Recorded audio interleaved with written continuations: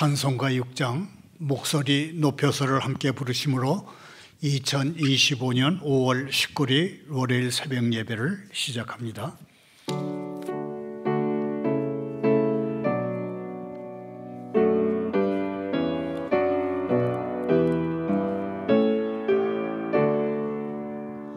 목소리 높여서 주 찬양하여라. 영광과 권세와 존귀와 위엄은 온누리 다스리시는 만왕의 왕께 돌려라.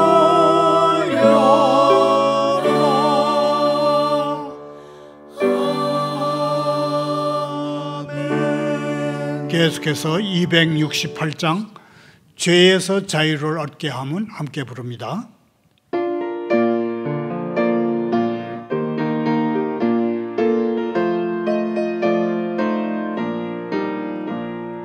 죄에서 자유를 얻게 함은 보혈의 능력 주의 보혈 시험을 이기고 승리하니 참 놀라운 능력이로다. 주의 보혈 능력이 또다. 주의 피 믿어 주의 보혈 그 어린 양의 매우 귀중한 피로다. 육체의 정욕을 이기는 보혈의 능력 주의 보혈 정결한 마음을 얻게 하니 참 놀라운 능력이로다. 주의 보혈 능력이 또다. 주의 피 믿어 주의 보혈 그 어린 양의 매우 귀중한 피로다.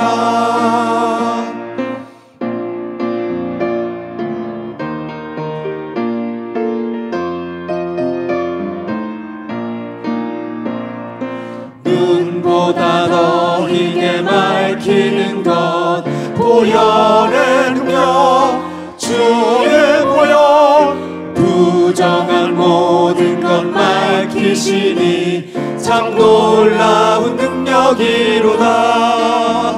주의 보혈 능력이 또다. 주의 피 믿어 주의 보혈 그 어린 양의 매우 귀중한 피로다. 구주의 복음을 전할 제목 보혈의 능력 주의 보혈 날마다 나에게 찬송 주니 참 놀라운 능력이로다. 주의 보혈 능력이 또다. 주의 피 믿어 주의 보혈 그 어린 양의 매우 귀중한 피로다.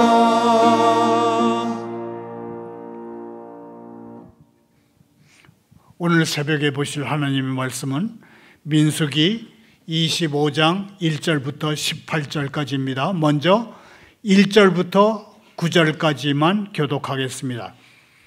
이스라엘이 시딤에 머물러 있더니 그 백성이 모압 여자들과 음행하기를 시작하니라. 그 여자들이 자기 신들에게 제사할 때에 이스라엘 백성을 청하매 백성이 먹고 그들의 신들에게 절함으로 이스라엘이 바알브올에게 가담한지라 여호와께서 이스라엘에게 진노하시니라. 여호와께서 모세에게 이르시되 백성의 수령들을 잡아 태양을 향하여 여호와 앞에 목매어 달라. 그리하면 여호와의 진노가 이스라엘에게서 떠나니라. 모세가 이스라엘 재판관들에게 이르되 너희는 각각 바알브올에게 가담한 사람들을 죽이라 하니라. 이스라엘 자손의 온 회중이 회막문에 서올 때에 이스라엘 자손 한 사람이 모세와 온 회중의 눈앞에 미디안의 한 여인을 데리고 그의 형제에게로 온지라.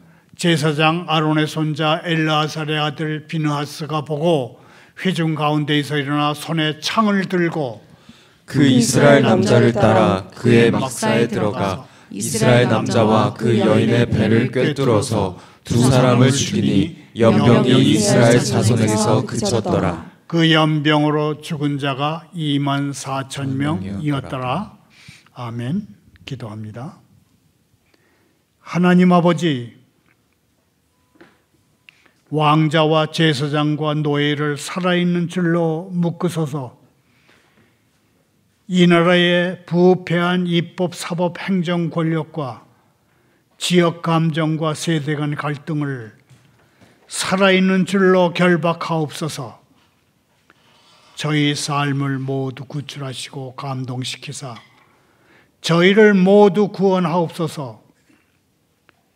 분노와 환희 속에 믿음과 자유가 타오릅니다. 예수님의 이름으로 기도하옵니다. 오늘 새벽에 설교 부제목은 부패가 공동체 최대의 적이다입니다. 이 부제는 만일 스스로 부패하여 무슨 형상의 우상이든지 조각하여 내 하나님 여호와 앞에 악을 행함으로 그분의 노를 일으키면 내가 오늘 천지를 불러 증거를 삼노니 너희가 요단을 건너가서 얻는 땅에서 속히 망할 것이라 하는 성경 말씀을 줄인 것입니다. 설교 중에는 권력이 얼마나 부패했는지 전직 두 대통령의 부인들의 사치스러운 생활을 통해서 한번 들춰봅니다.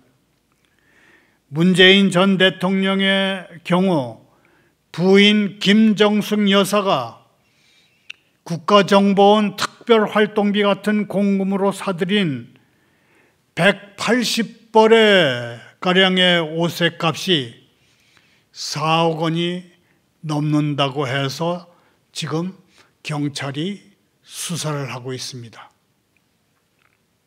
윤석열 직전 대통령의 경우 부인 김건희 여사의 6,200만 원짜리 명품 목걸이를 통일교 최고위 간부에게서 받았다는 혐의가 크게 보도되고 있습니다.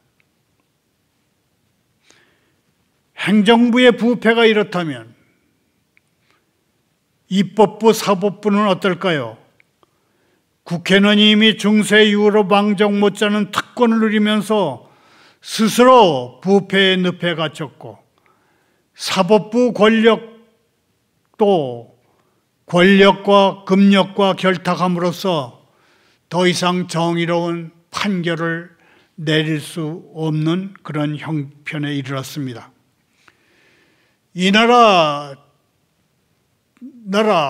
이렇게 다 썩어 문드러져 가고 있는 이 나라의 장래를 위해서 우리가 할 수 있는 것은 유권자의 한 표가 누구한테 던져지느냐 하는 것입니다. 이제 우리에게 남은 유일한 희망은 투표권을 쥔 유권자들의 현명한 판단뿐이다. 그런 생각이 듭니다. 민수기 25장 1절부터 3절을 다시 읽겠습니다. 이스라엘이 시딤에 머물러 있더니 그 백성이 모압 여자들과 음행하기를 시작하니라. 그 여자들이 자기 신들에게 제사할 때에 이스라엘 백성을 청함에 백성이 먹고 그들의 신들에게 절함으로 이스라엘의 바알볼에게 가담한지라. 여호와께서 이스라엘에게 진노하시니라.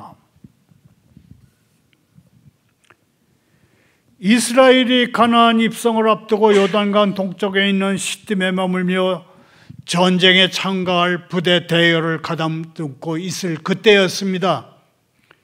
이스라엘 남자들이 밖에 나가서 주변에 살던 모압 여인들과 음행을 시작했습니다. 여기 나오는 음행하다라는 동사는 매우 독특한 뜻을 지니고 있습니다. 어떤 개인의 음행 행위가 아니라 국가나 민족이 간음하는 행위를 쓸 때 쓰는 그런 단어입니다. 국가나 민족이 간음하는 행위는 다름 아닌 우상을 숭배하는 것입니다. 이스라엘 남자들이 하나님께 등을 돌리고 우상을 숭배하는 것은 모압 여인들과 동거한 일의 결과입니다. 이스라엘 남자들과 동거하던 모압 여인들이 이스라엘 남자들의 자신들의 종교를 끌어들였습니다.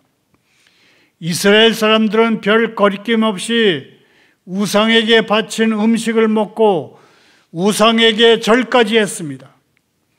이스라엘 사람들이 모압 여인들과 종교적 멍해를 같이 진 것입니다.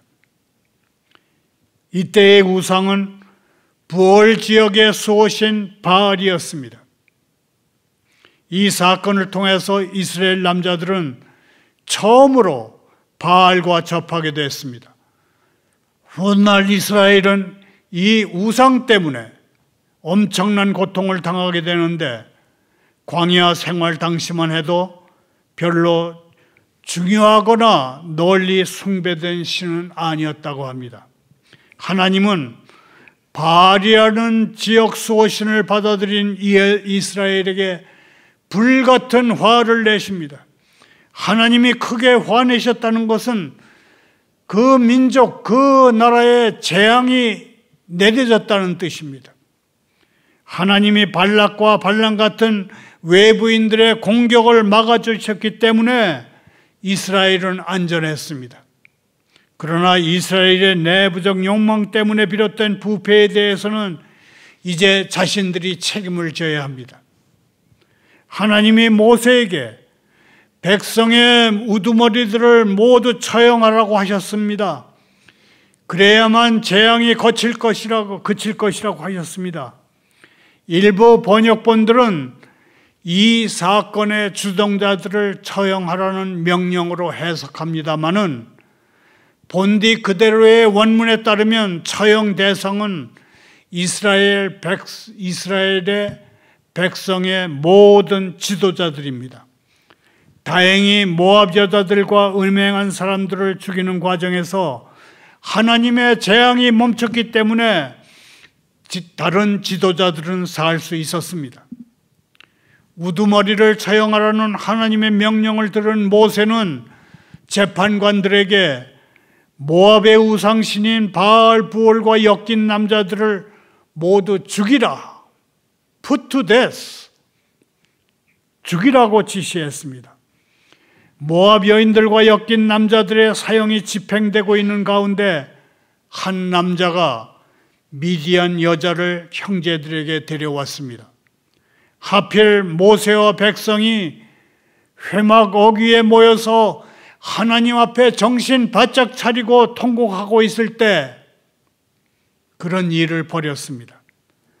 지도자 모세와 백성들이 하나님 앞에 몸을 낮춰 회개 기도하고 있을 때 한 남자가 이방 여인을 데리고 나타났다는 것의 의미는 무엇일까요? 이스라엘 남자가 신부로 삼은 모압 여자를 가족과 친척들에게 인사시키려고 데려온 것이라는 해석이 가장 많습니다. 육체적 관계를 갖기 위해서 집으로 데려온 것으로 생각하는 사람도 있습니다. 또 우상을 예배하려고 데리고 온 것이라는 풀이도 있습니다. 세 가지 모두 적용된다는 해석도 있습니다. 한 남자가 이방 여인을 데리고 나타난 것을 지켜보던 대제사장 비느하스가 창을 들고 그들의 장막 안으로 들어가서 두 사람을 무참히 죽였습니다. 대제사장이 남녀 모두를 죽였다는 점에서 이 남녀는 육체 관계를 갖기 위해 그 집에 들어갔던 것으로 생각됩니다.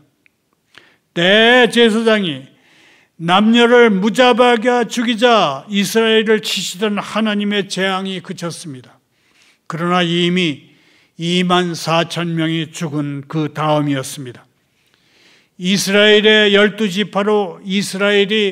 12지파로 구성됐다는 점에서 보면 각 지파에서 평균 2,000명이 죽은 것입니다. 이는 이스라엘이 이집트를 떠나온 후 그때까지 가장 많은 사람이 죽은 대재앙이었습니다. 그런데 왜 최고 지도자 모세는 이스라엘 남자가 미디안 여인을 집으로 데리고 들어오는 것을 지켜만 보고 있었을까요? 아마도 하나님의 재앙이 이스라엘에게 갑자기 들이닥쳤기 때문에 모세가 거기에 신경 쓸 겨를이 없었을 뿐만 아니라 하나님의 재앙이 그도 심판할 것을 알았기 때문이다. 그렇게 생각이 됩니다. 이어서 오늘의 말씀 뒷부분인 민수기 25장 10절부터 18절을 교독합니다.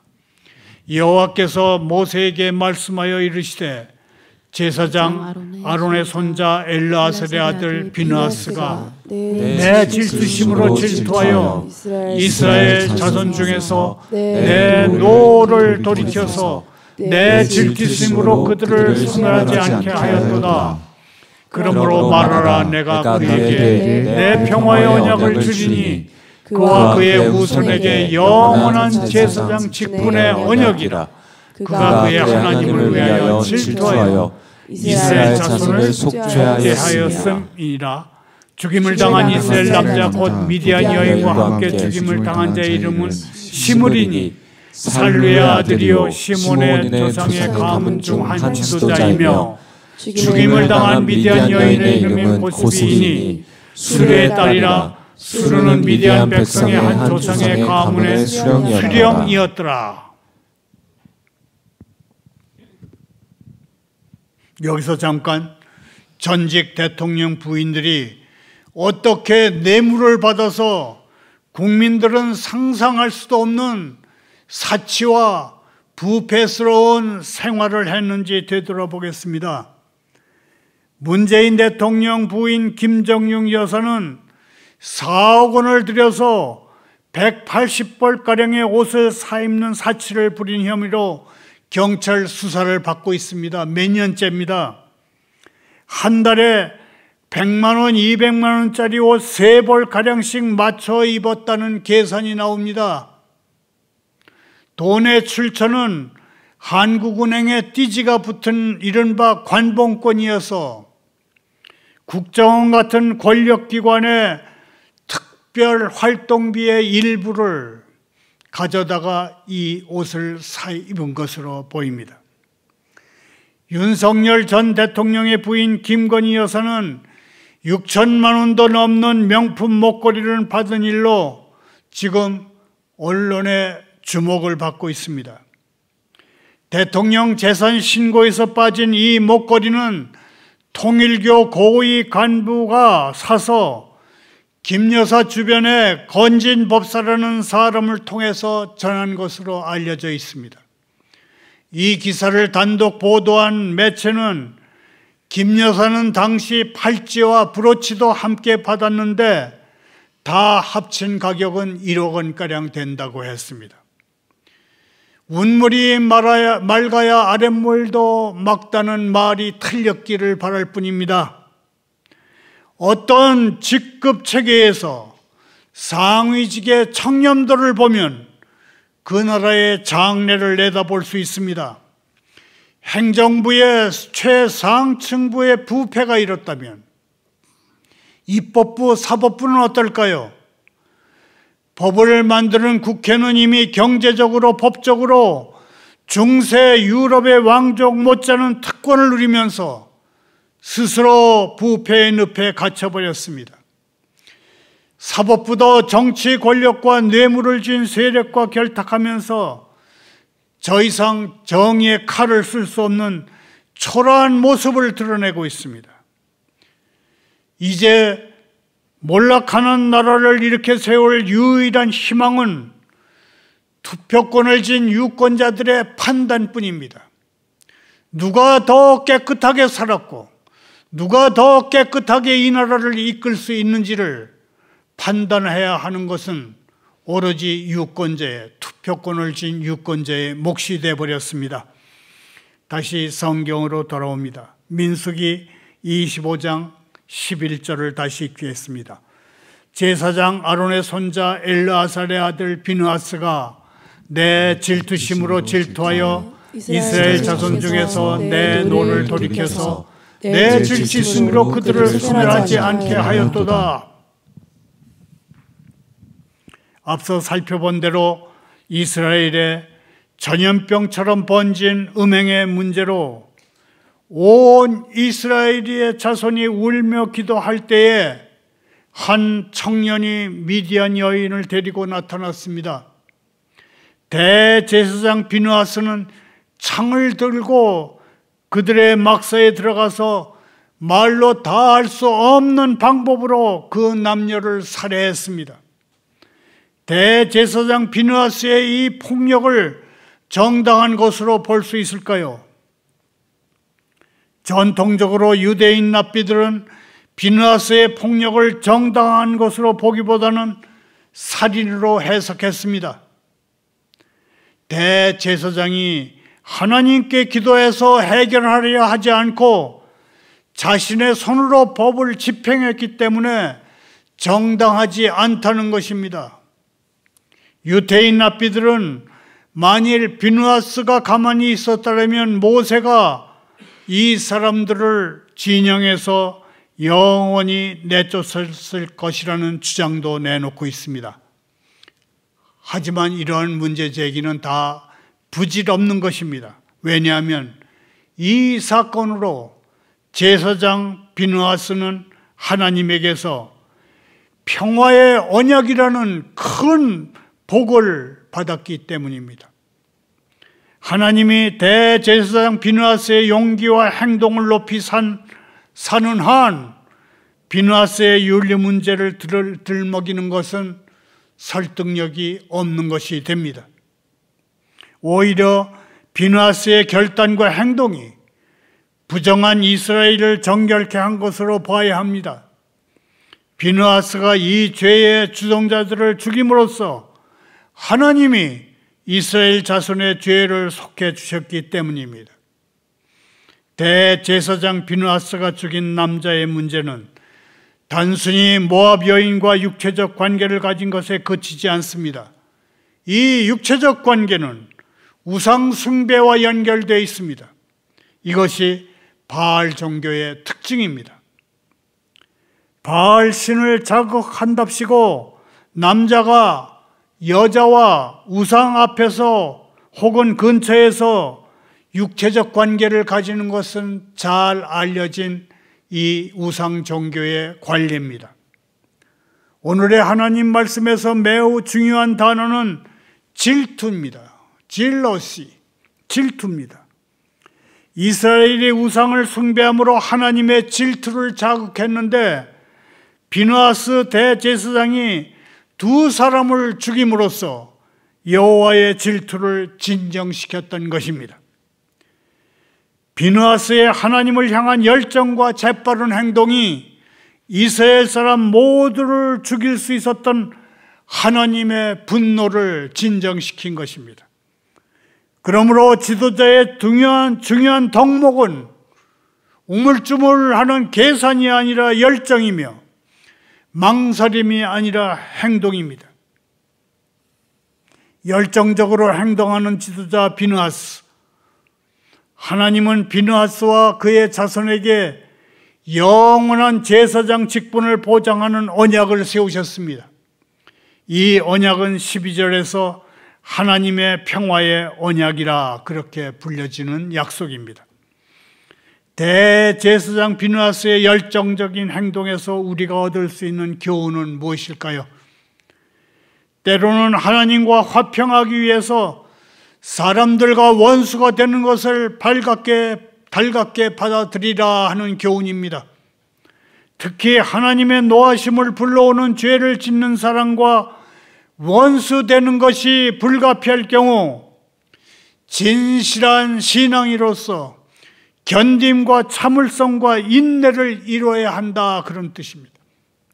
대제사장 비느하스가 죽인 사람은 시므온 지파의 지도자 실레의 아들 시므리였고, 그와 함께 죽임을 당한 여자는 미디안족에 속한 한 가문의 우두머리인 수르의 딸 고스비였습니다. 이 두 사람의 신분이 대제사장 비느하스가 했던 일이 얼마나 크고 위험한 일이었는지를 짐작해야 합니다. 거꾸로 이렇게 사회적으로 힘 있는 사람들이 이런 일을 했다는 것은 이스라엘의 사회 상태가 손댈 수 없을 만큼 썩었다는 것을 알게 합니다. 고스비는 몸을 파는 차원한 여자가 아니었습니다. 앞서 살펴본 대로 그녀는 미디안 추장의 딸이었는데, 이런 짓을 하는 것으로 봐서 이방 종교의 여제사장이었을 가능성이 높습니다. 그녀의 행동은 이방 종교의 일종의 전도 행위였던 것입니다. 미디안 추장의 딸이 이스라엘 남자를 우상 숭배로 홀린 것은 훗날 시돈의 공주 이세벨이 여호와 종교를 핍박하고 바알과 아세라 종교를 국교화시킨 것과 맥을 같이 합니다. 하나님은 미디안 사람들을 원수로 여겨 쳐 죽이라고 명령하셨습니다. 미디안 추장의 딸 고스비가 이스라엘 진영에 들어와서 이스라엘을 잡되고 나쁜 길로 빠지게 했기 때문입니다. 이 일로 이스라엘은 24,000명을 잃었는데, 이 같은 재앙에 대해서 미디안 사람들도 결코 책임을 면할 수 없다는 것입니다. 그런데 모압 여인이 뒤엉킨 사건인데 하나님은 왜 미디안 사람들을 죽이라고 하시는 것일까요? 모압이 당시 미디안 연합체제의 한 축이었기 때문입니다. 이렇게 출애굽 1세대의 이야기는 막을 내립니다. 지난 40년 남짓한 동안 광야를 떠돌며 1세대들은 대부분 죽었고, 가나안 입성을 앞둔 이 시딤이라는 장소에서 남은 사람들도 모두 죽었습니다. 금종아지 사건, 정탐군 사건을 겪었지만 하나님의 은혜를 은혜로 여기지 못하고 반역말 일살던 사람들이 마침내 바알불에서 또 한 번 하나님의 뜻을 거스르다가 비참한 최후를 맞은 것입니다. 이스라엘이 40년 광야 생활을 마무리하고 가나안 입성을 앞둔 시점에 출애굽 1세대 중에 남은 사람들을 모두 정리해야 하는 차원에서 이런 사건이 필요하다고 생각할 수도 있습니다.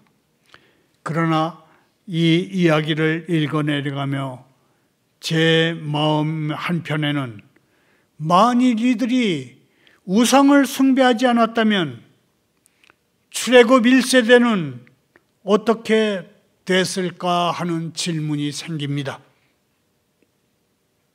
한없이 친절하시고 불쌍히 여겨 돌봐주시는 하나님이 혹시 그들을 용서하시고 가나안 입성을 허락하시지 않으실까 하는 아쉬움과 안타까움이 밀려듭니다. 사랑하는 사람을 다 지켜주시고 이끌어주시는 하나님이 이스라엘을 위해 그렇게 많은 기적을 베푸시며 사랑하셨는데도 마지막 순간까지 반대하고 저항하다가 죽어가는 이들을 보며 우리는 과연 인간에게 무슨 희망이 있는가? 인간은 하나님을 섬길 수 있는가 하는 질문을 하게 됩니다. 예수 그리스도의 피로 거듭나고 성령의 변화시키는 일하심을 체험하지 못하면 우리에게는 소망이 없습니다. 자막을 따라 함께 읽으면서 정리합니다. 예수 그리스도의 피로 거듭나고 성령의 변화시키는 역사를 체험하지 못하면 우리에게는 소망이 없다. 예수 그리스도의 피로 거듭나고 성령의 변화시키는 일하심을 체험하지 못하면 우리에게는 소망이 없습니다. 우리는 우리 스스로 하나님을 섬길 수 없음을 고백할 수밖에 없습니다. 하나님을 섬기는 일도 성령이 도와주셔야만 가능한 일입니다. 그러므로 우리가 하나님을 섬기고 있다는 사실 자체가 하나님의 은혜입니다. 하나님을 섬기는 일은 결코 짐이 아니며 일부 사람에게만 허락된 특권입니다. 우리는 자주 하나님의 은혜를 강조한 나머지 하나님의 노하심을 심각하게 생각하지 않습니다.